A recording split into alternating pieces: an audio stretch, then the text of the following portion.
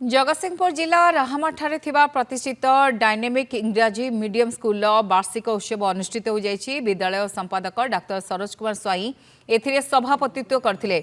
मुख्य अतिथि भावे महाकाश विज्ञानी तथा पठाणी सामंत प्लानेटोरियम पूर्वतन उपनिर्देशक डॉक्टर सुबिंदु पट्टनायक जोगदे आनुष्ठानिक भावे प्रदीप प्रज्वलन करी ए उत्सव को उद्घाटन करथिले।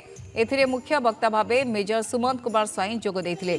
सम्मानीय अतिथि भावे अवसरप्राप्त प्रधान शिक्षक ध्रुव चरण स्वाई, विपिन कुमार लेंका एवं जवाहर नवोदय विद्यालय शिक्षक सूर्यकांत घड़ी जोग देथिले।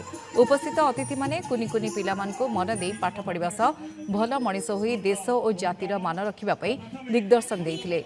ए अवसर रे स्कूल छात्र छात्री मानक पक्षरु दिल से दिल तक सांस्कृतिक कार्यक्रम अनुष्ठित होइतिला।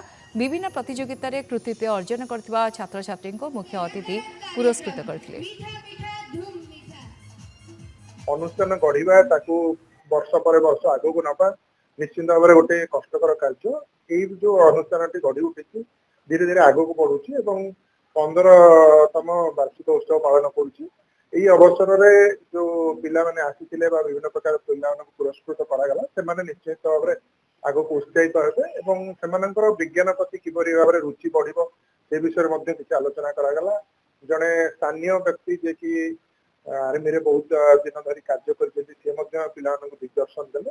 एटा गोटे बहुत भल अवस्था ओडिया अपेक्षा इंग्लिश गुरुत्वपूर्ण रोटी अनुष्ठान आम किसी जन देखिए आरंभ करूँ। बर्तमान आम समस्त मिसिक अनुष्ठान 15 वर्ष चल आगू नबू आशा रखी। आपण मान आशीर्वाद रही अभिभावक आशीर्वाद रही आगे